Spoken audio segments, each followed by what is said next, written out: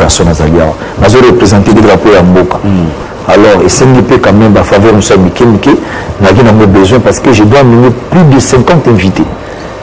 On a invité des journalistes, des artistes, plein, tout le monde qui est bango, quand même des quoi fait la musique na biso, quoi assister na. Il fallait quand même informer notre tuteur, ministre de la Culture, na pas Samy, vice-ministre des Affaires étrangères, Azagène, na pas naé, na pas ministre des Sports, loisirs, voilà, na Soussou. Et pas il y a Didier Mazenga, qui ne suis pas Liao, qui ne suis pas ministre de formation. Kosé Naye, ça la hors de mission, on a quelques journalistes en Boka Paye Baya, quoi système à la concert en Robeta. Tant que nous avons tout la CPLaki, voilà, en tout cas, voilà, c'est très depuis dans comment il peut Mikanda, qui va me rappeler quoi système là, pour nous commettre quelques invités. Pour nous, tout ça, c'est-à-dire, je suis obligé, bateau d'inviter à Kena Bango, il faut nous demander d'habiller. Même Mabango. Parce que nous, s'il faut dire la vérité, ça fait 10 ans si l'espace chinois est sur mes équités à cause de la tiraillement politique. Bah, peut-être qu'on est à Bango, et bien, on dit que c'est un Congolais, mais nous, il y a qu'à perdre. On ne peut pas perdre à préférer, déjà là, on peut faire le 50, à celui tout, on dit que ça peut voir à tout, mais pas vous inviter. Là, je ne peux pas l'oublier pour vous inviter. Quand vous suivez quelqu'un, vous m'avez dit non, moi j'ai besoin de m'inviter invité. Ma frère, il m'a tous en abango. Dans la minute où confinement, pas de concert, Covid-19, t'as la degré. Ça demande quoi? Ils ont aussi un soutien. C'est pour l'intérêt du pays. Parce que quand nous allons jouer là-bas, il y a un Congolais qui joue. Et est-ce que vous avez favorable quand même réponse voilà, et dans le document administratif, ça va quand même, l'autorisation, mais financièrement, il faut les appuyer. Voilà, il y a un monde qui permet de tout pour qui est pour l'intérêt en boucle. C'est là depuis moi message à mon ambassade et ça va bien pour favoriser l'ambassadeur après ça va visa l'heure d'un Nigérien va voyager dans le conseil il y a plus de 100 personnes. Moi, l'ambassade ici. Vous croyez qu'il nous voilà un journaliste prenant les yeux à l'île de Bob, toujours Papi Mouma, toujours Mamile là. Et ce soit qui est poteau. Est-ce que Atlantique a poteau? Je ne pense pas.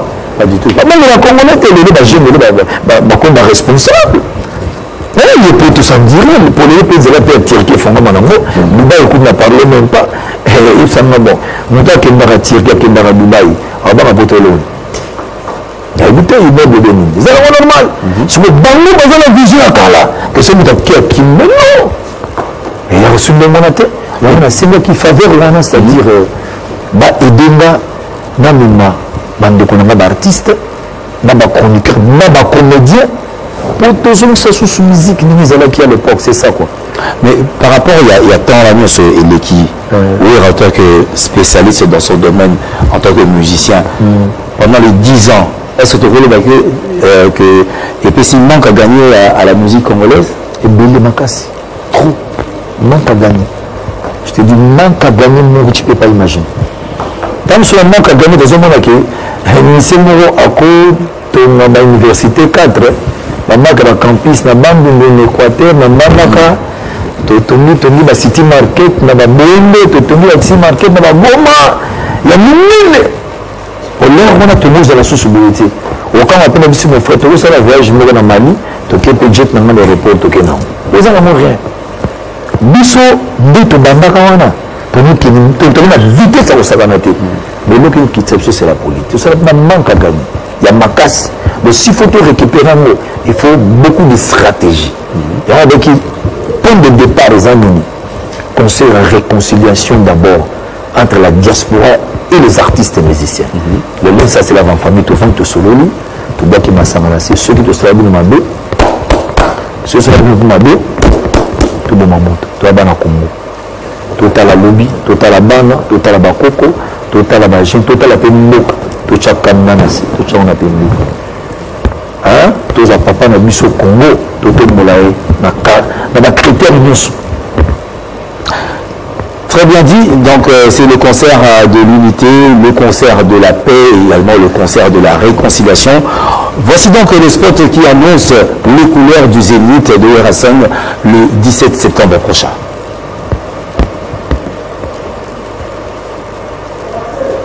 Bah, ça va certainement arriver. On va parler quand même de la série des invités, hein, parce que tout le monde au sein du choix assez particulier. Moi, c'est une analyse d'un matin avant dit, bon, le Kansas, c'est la musique internationale. Quand on parle de Nyoka Longo, c'est l'autre génération, la génération du clan Zaïkoula Ngalamba. On voit Migabel, c'est apparemment du Okanisi Taboulay, parce qu'il y a sauté comme surtout Zuma Milia, surtout qui d'un côté les Limba, on voit également le folklore Luba, et en plus les jeunes qui ont été à tes côtés. Mais le mot Etikenga, pourquoi pas ceux de ta génération? C'est-à-dire ben, peut-être dans l'attaquant on le dit, bon, ils ont concernant la réconciliation, de la paix, tout le monde attend, je ne sais pas, on pourra avoir peut-être Didier Massela, soit Adolphe Dominguez, pourquoi ne pas citer également peut-être JB Piana, ou dans la génération, là, il y a quand le grand Wenge, soit particulier dans les années. Au monde de tout le monde a eu nous avons deux autobus dans la Wenge. Personne peigné, tout vendu, tout comme ça là. Tout le collègue dans un piano. Tout ça là, vraiment tout remonter le système. Là, c'est rien à dire. Dans la disponibilité, je ne sais pas ce qui est disponible parce que le téléphone en haut. Monsieur, vous avez bien le téléphone, vous avez un message, vous avez aussi un jour, une heure. On a tout s'arrêter. Mais vous avez clairement, ils ont fait la musique congolaise. Tu vas appuyer tout le monde locaux. J'espère que Maoukaki, s'il faut dire la vérité, l'invitation est Pessamaki, collègue Nanga et puis à nous autres invitations, et puis à Babena la Docta, il est au courant de ça, tant que ce soit disponibilité dans le lobby. D'ailleurs, on m'a invité à 3 jours dans l'Interayaka, rien n'empêche, je peux dans Zénith, à cause de l'Anasima, de changer le répertoire quand on a dit Bétanzembo. L'essentiel est vraiment naqué, en Zagina M. Sikamoko.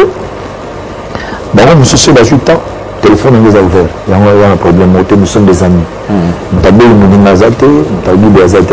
Voilà. Au deux ans, un problème, tu dis, ma sœur, ça va poto. Rien n'empêche à suivre un train, à Massandé, spécial guitare basse. Et qu'il y a un problème, c'est vrai de citer d'inviter dans le particulier. Il y a également des grands noms au Bakoui Koya qui s'affichent. Mais au sein du système qu'il faut, on va répéter. Tout le monde bien sûr, on va relancer les images tout à l'heure pour nous permettre de voir cela.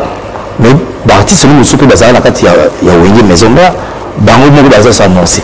La ville était besoin d'un concert à Torosal. La monde de Tirmé Alias, la monde de c'est le Scrum, Roi David. Et il ressemble à Nénénine. Et autant de gens qui va répéter. Non, il n'y a pas de problème. Monsieur Sarosa, là, depuis ce espace l'état, monsieur Chakri à Boaka, juste pour quelques minutes, on a quand même à place. Monsieur Spérétan, monsieur, ce mois, tant que te présenter devant les gens. Parce que moi, Batmus Baroya, on a un concert, il y aura des producteurs, dans 4, des éditeurs dans un 4. Comme ça, on a besoin à mon musicien. À partir de concert, on va dire, oh, musicien, pour monsieur, on a rappelé souté.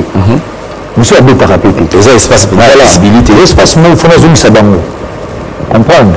Dans un peu de temps, il faut bien conseiller parce que on a besoin, alors il faut s'organiser, mais on peut qu'il bien, tu vois, parce que Mako calé dans le et ça va emploi du temps où la piscine à heure on a dans la salle, na heure où on a tiré l'invité, donc on a répartir un bien, trop bien. Attends, ça combien? On a capté dans 10, voilà, tout ça dans 20 minutes. Pendant chaque invité, à 2 minutes, 3 minutes, après tout. Maximum, il y a spectacle. Ça, le fond, on a 20 h jusqu'à minuit. Voilà, donc on a invité, maintenant on a Betty, on a quelques comédies. En tout cas, les Arabes et tous les professionnels respectés quand on a timing, c'est fini. Très bien dit. Je pense que la réalisation est en commun accord avec moi pour également voir cette réalisation et surtout, nous allons nous régaler par rapport à ce Zénith. Oui, la somme de mon moto bimi. est-ce que moi tourné aux Zénith? Parce que il est vrai que le Rasson, Nakati Wenge, c'est vrai, il est le premier Yarocha Rumba. Mais tu dis que Ouera de la forêt, Nakata podium, Ming Zara, donc chouchou. Mais Nicolas, tout le monde dit que c'est renversé plus la tendance Rumba. N'habitué.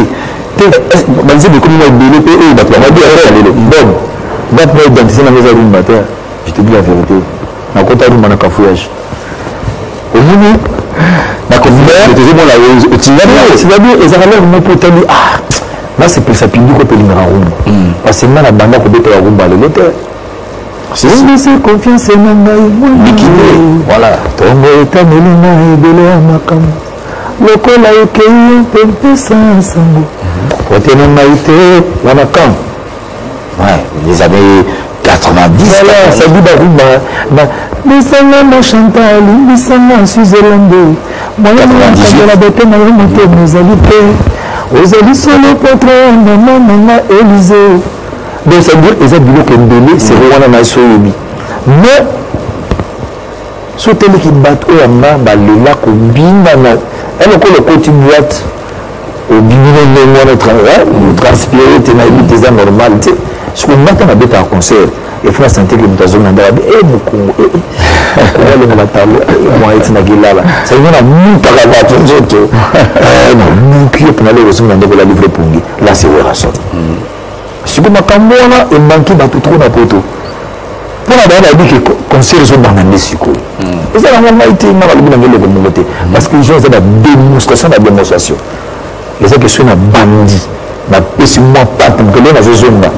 Les gens là, sont un fouillé, que les gens zone là, ça dit, que aussi, ça dit la mort de Mataliko. Écoute, d'abord, on a évité, bon, ambulance, ça a volé du bande. Pour les gens qui n'ont pas eu là, calculé que 10 ans, vous avez bien dit. Au moment où on a habité dans concerne, je m'excuse. Dans mariage, tu es dans la mission. La fête d'anniversaire, tu es dans la mission. Mais tu as mis dans la raté. J'ai raté. La bête, c'est la matique à la bête. Je suis dans la démoté. Je suis dans la bête à conseiller 50 000, 100 000 personnes pendant la mission. Si la bête à 10 000, 2 000,